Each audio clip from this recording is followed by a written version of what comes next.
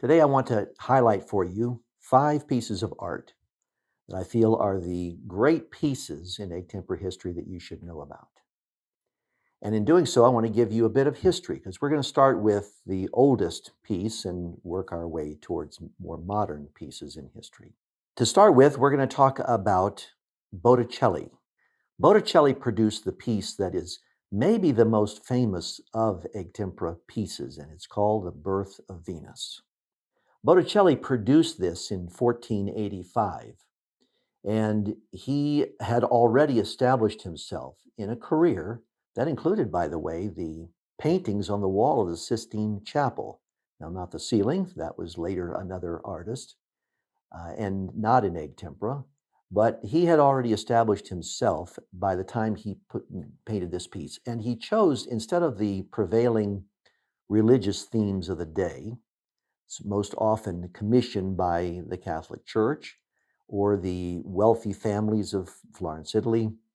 He went into painting a mythological story, and this, of course, is the goddess Venus and her birth. Botticelli produced work in egg tempera because that was the style, that was the medium of the day.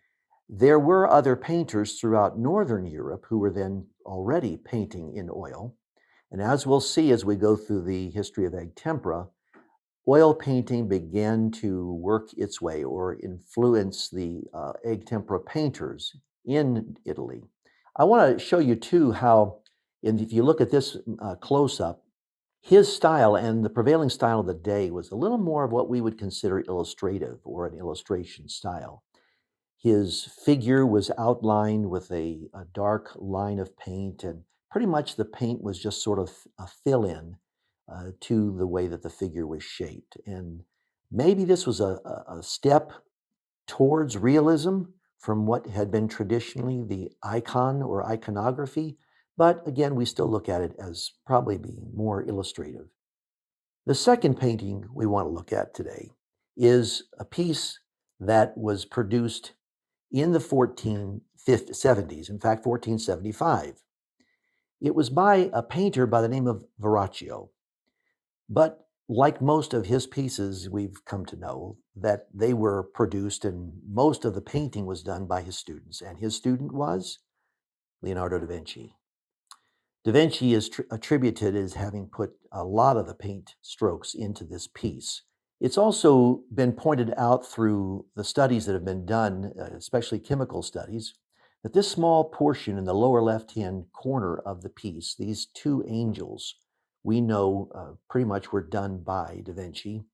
And what's interesting about it is that in this part of the painting, he began to experiment with oil painting on top of the established base of egg tempera. And that's certainly chemically possible. You can paint an underpainting of an egg tempera, and once it dries, you can put oil on top. You can't do the other way around. But because egg tempera dries so quickly, many artists of that day were following this method, and even Michelangelo was trained in egg tempera painting. And he would start with an underpainting, build that up, make sure it's dry, and then put oil on top. This piece with the 2 angels has also been used to demonstrate how one, the angel on the left, the painting has more smooth transitions in the shadow areas, the folds of the drapery and the skin tones, and demonstrates how oil allowed artists to do that. The egg tempera dries so quickly that the building of layers and smooth gradations was not quite as possible or easy to accomplish as it was in oil. By the way, though, one of the pieces I didn't choose for this that is in egg tempera is Da Vinci's Last Supper. It's been said that that piece has been reproduced more than any other painting in history. But unfortunately, one of the fallacies, the faults of egg tempera at that time was that if the artists were not careful, even on the surfaces that they used to paint, it would cause degradation in the painting. And it's been recorded that even 100 years later, after The Last Supper was finished, it was showing significant degradation in the paint itself. I believe most people would admit, though, they think that that was Da Vinci's greatest piece. So Maybe that's one of the greatest pieces in egg tempera. The third piece I want to point to is a more contemporary one.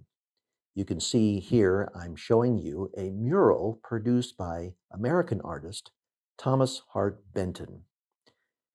Benton was raised, and I'm afraid I haven't seen anything in writing that describes why he chose egg tempera as a medium of choice, but he would produce large murals using egg tempera. He wanted to become known as a muralist, and there are many existing, or I should say preserved now, murals that he produced. This one was commissioned in 1929. I'm going to show you several screens of this massive mural because it was produced to adorn the walls of a corporate boardroom in New York City. And what's also unusual, something I got to admit I would never do today, is that he was told he couldn't be paid for his work. So his famous quote was, "I'll paint the picture in tempera if you'll finance the eggs." So it seems his materials were paid for. If we look at this piece, though, it's called America Today, and it captures the culture, the society, the different aspects of America in 1929, which is, of course, just prior to the Depression. It was during an age of productivity and a lot of industrialization and industrial advances. So some of the pieces, like this one here, don't even include any human figures in it, but just depict the kind of advancements in industrialization at the time.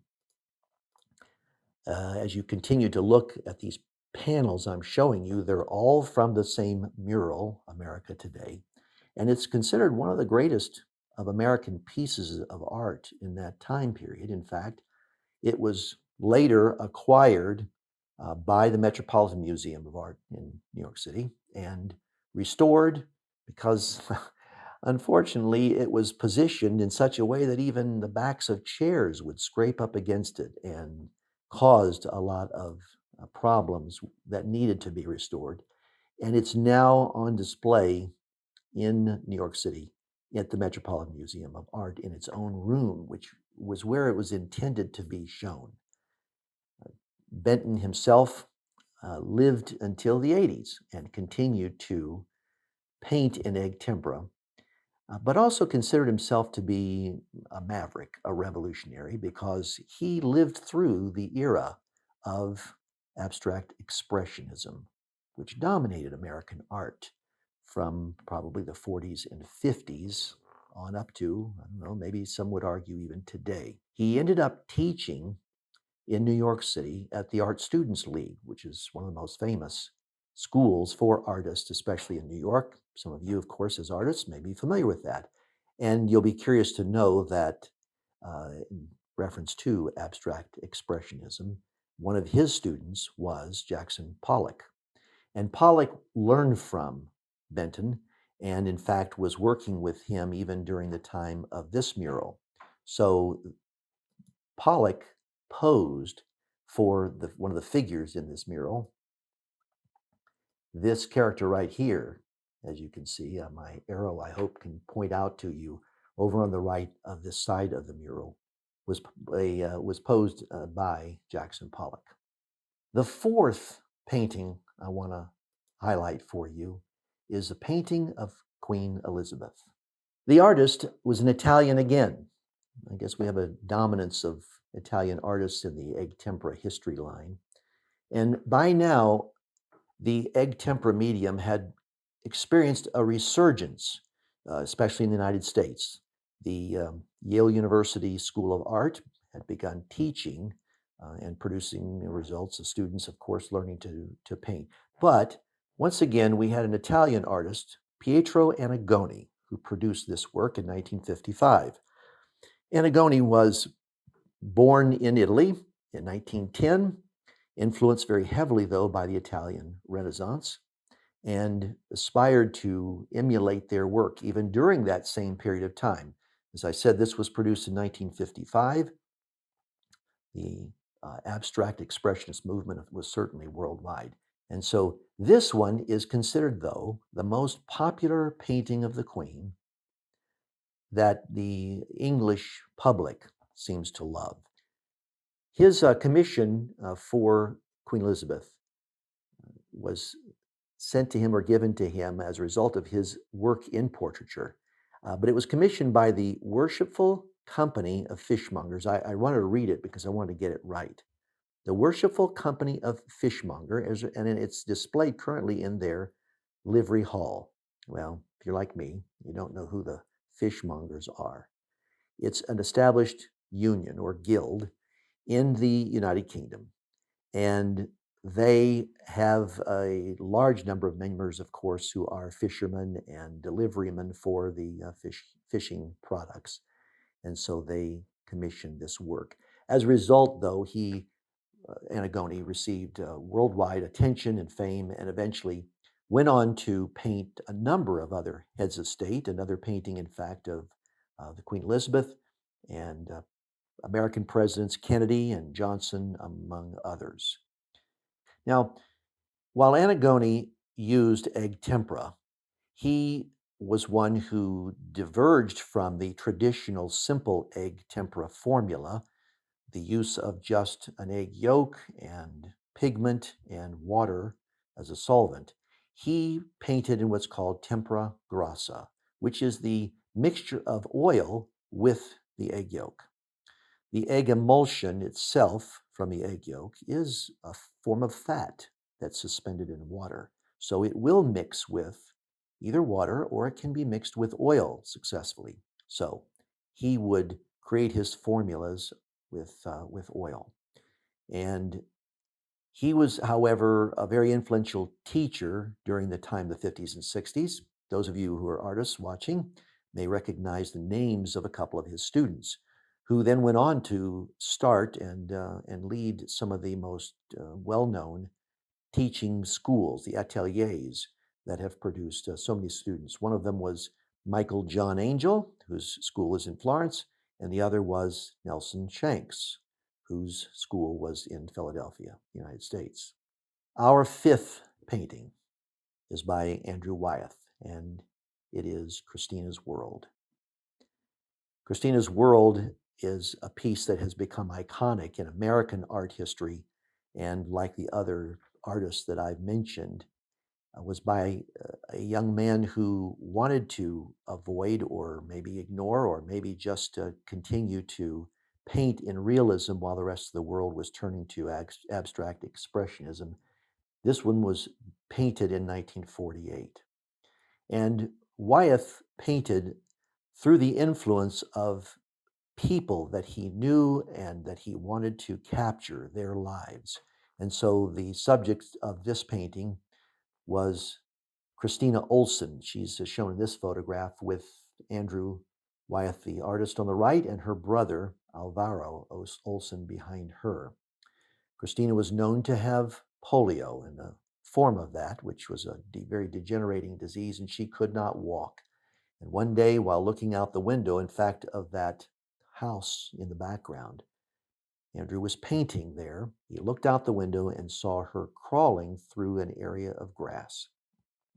He later had his wife pose in this position and painted Christina's World based on his view of this woman who struggles, and showing how she was struggling and her whole world was wrapped up in the land and the home which had been her father's and grandfather's before her. It was a very ancestral home in Maine. This painting, of course, also rocketed Wyeth to, much like the previous artists we discussed, but to national prominence, and became an icon of American painting. And as an egg tempera painting, it really depicts some of the strength of what we know egg tempera can produce, and I think has been an inspiration to many, many artists who have studied Wyeth's work and seen his paintings on exhibition. This painting is now owned by the Museum of Modern Art, the MoMA, in New York City. And although I don't know if it's on display all the time, in fact, I've read that it's not.